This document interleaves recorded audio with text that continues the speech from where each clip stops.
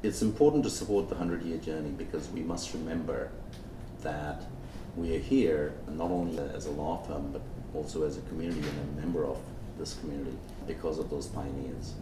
So this year, when we're actually going to be recognizing our pioneers and our navigators, both figuratively and literally, we're going to be placing a little world into their hands, right? And this world represents a world of stories, it's a world of contribution, right? It's a world of opportunity. We are pioneers in our field, and we have to be. We are descendants of pioneers, and we have been able to adapt those values within the business that we're in, which is the law business.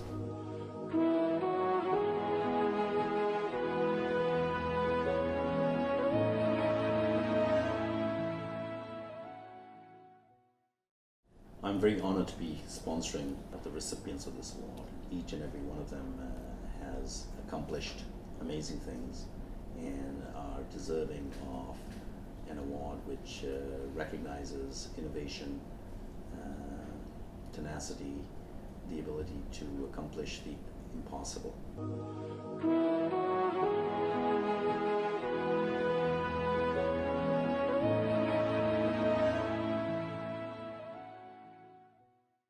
The theme for this year is the whole idea of navigation. We started looking at essentially, what are the instruments of navigation? We tried out some early concepts, a wood structure with a compass built into it. Another piece we had that looked more like a plaque, a little bit more typical as far as award design is concerned. It was just a piece of glass with a compass etched right onto it. Initially, it didn't necessarily, speak to the sort of message and this kind of unified concept we wanted. They didn't really, get me super excited. Rather than try to force this compass thing, let's just leave this behind and open up the imagination. Celestial globes were invented in India like centuries ago as a means of astronomy, of charting the heavens. So we figured what better way of talking about journey, talking about the world that these people are creating and leaving behind than by actually producing an award that is also a world. And I loved it. I mean, the minute you guys said that to me, charting the heavens, I thought it really hit the mark. This is one of these celestial globes that was created in 1677. It's basically meant to chart the constellations. So based on this, we came up with this year's award design. The journey began 100 years ago.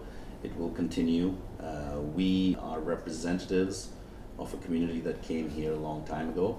And we owe a debt of responsibility for being the fortunate beneficiaries and heirs of these pioneers. Recognize that this is a journey which is important, but also recognize that this is a journey which is far from over. We made sure that even the heavens that are charted on this world were the heavens as seen from Canada. Right? So the constellations on this piece are actually the constellations that are familiar and recognized by the First Nations people of Canada. So it's the heavens as seen through the eyes of the first people of this land, but etched with the stories of the people that we're going to be honoring. Well, and to me, I think the most beautiful aspect is that someone should have to think a little bit when they have it on their mantle or on their desk.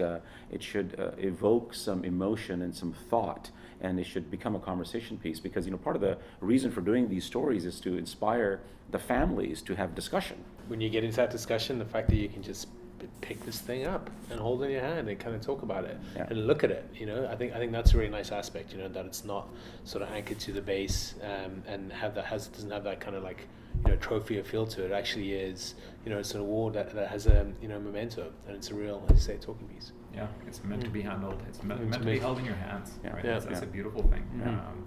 So if it picks up some nicks and scratches over the years, so be it. It's gonna age beautifully.